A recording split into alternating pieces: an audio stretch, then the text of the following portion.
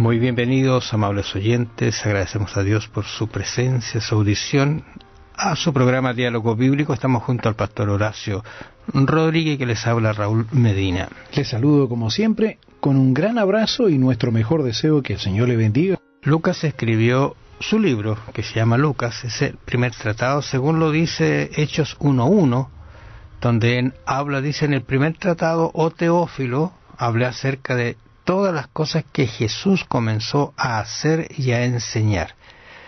O sea, deja claro cuál fue el propósito de su libro. Incluso él dice hasta el día en que fue recibido arriba, después de haber dado mandamiento por el Espíritu Santo a los apóstoles que había escogido.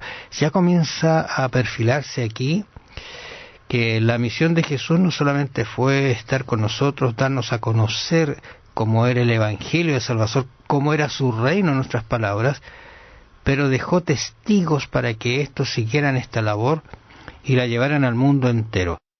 Y en el versículo 3 dice, a quienes también después de haber padecido se presentó vivo con muchas pruebas indubitables, apareciéndoles durante 40 días y hablándoles acerca del reino de Dios. Interesante eso.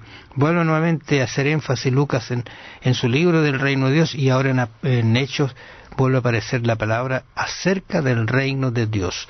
Estos testigos deberían ser los que llevaran adelante el mensaje, la continuidad de lo que Jesús hizo en la tierra, mostrándolas, ¿no es cierto?, con las evidencias de lo que ellos eran testigos. Bueno, lo dijimos en un momento. Los discípulos tenían una preocupación, y esa se la hacen saber al Señor ahí antes que Él ascendiera al cielo. Le dice, Señor, ¿restaurarás el reino a Israel en este tiempo? Era lo que les preocupaba a ellos. Era lo que todos los judíos querían. Exactamente. Y el Señor, la respuesta que les dio fue, no os toca a vosotros saber los tiempos o las sazones que el Padre puso en su sola potestad, pero recibiréis poder cuando haya venido sobre vosotros el Espíritu Santo, y me seréis testigos en Jerusalén, en toda Judea, en Samaria, hasta lo último de la tierra. Bueno, este tiempo, recordemos, tenemos que velar y orar, pero no solamente eso. El Señor nos ha encargado de que nosotros seamos testigos. ¿Testigos de qué? Testigos precisamente de ese reino de la gracia.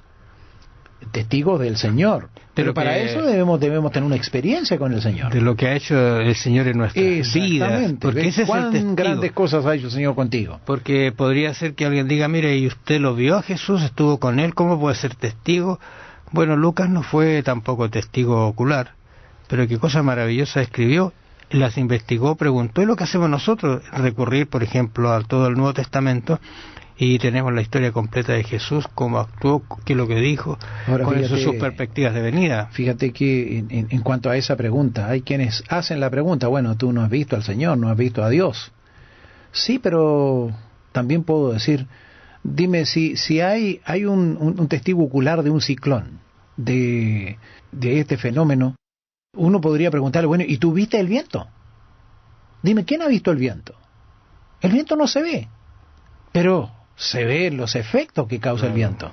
Entonces, en este caso, aunque yo no he visto a Dios, pero sí he visto vidas transformadas, y he visto en mi propia vida lo que el Señor ha hecho. Y de hecho hay muchas personas que se ha producido tal cambio que la gente se da cuenta y dice, oye, qué diferente eres, que has cambiado. Y la persona no se da cuenta, porque es algo que viene del interior. El Espíritu Santo va colocando algunas formas de hablar, de expresarse. Antes teníamos una forma de vestirnos, hoy día hemos cambiado esa forma, y se acumulan, ¿no es cierto?, muchos detalles que sin querer uno va aprendiendo, porque va abriendo la palabra de Dios, le va enseñando y va haciendo caso a esas palabras. Ahora, interesante, porque cuando Jesús, tú leías lo que sucedió con ellos, ¿no es cierto?, allí en ese encuentro, cuando Jesús aparece y les muestra y les da indicaciones. Pero y estando juntos, mira lo que primero dice Jesús, y estando juntos, es un detalle muy importante, les mandó que no se fueran de Jerusalén. ¿Cómo? Tenían que irse a predicar, pero dice, no se vayan de Jerusalén. ¿Por qué? Sino que esperen la promesa del Padre, la cual les dijo, y oísteis de mí. ¿Y cuál fue la promesa? Que ellos iban a recibir el Espíritu Santo.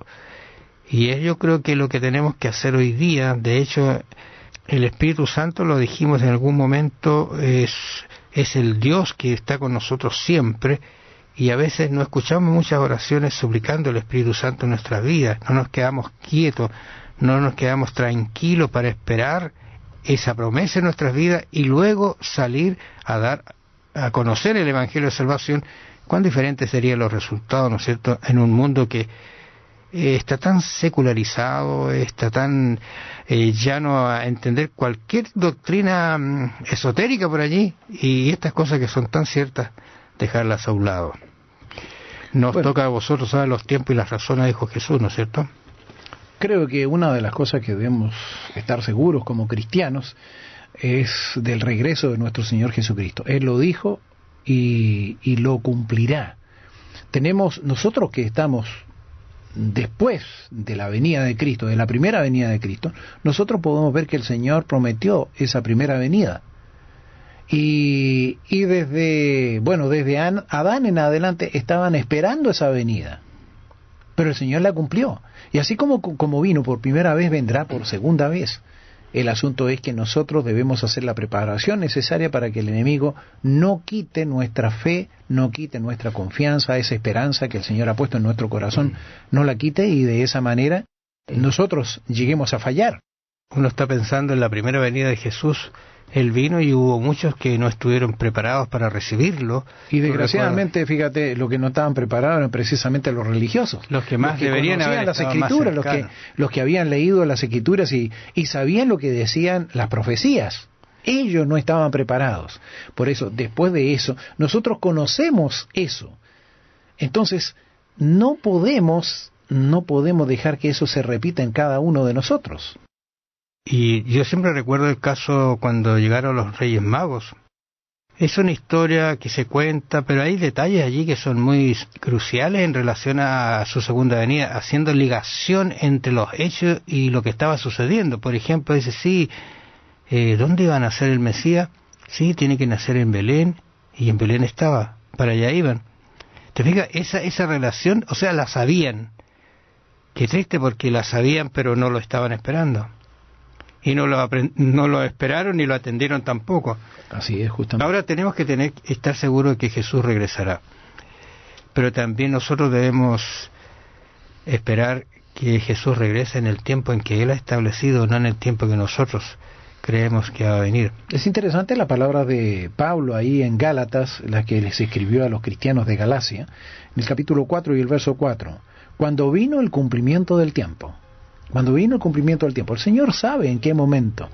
Las cosas no son así, sí porque sí. El Señor tiene una agenda y esa agenda se cumple.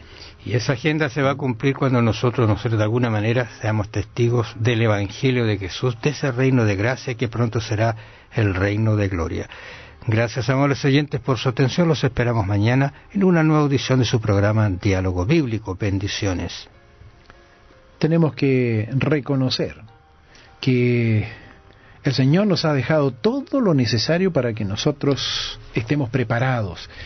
Piense por un momento, nos preparamos 17 años o más para enfrentar la vida. ¿Cuánto nos preparamos para enfrentar la eternidad? Piénselo, que el Señor le bendiga, será hasta mañana.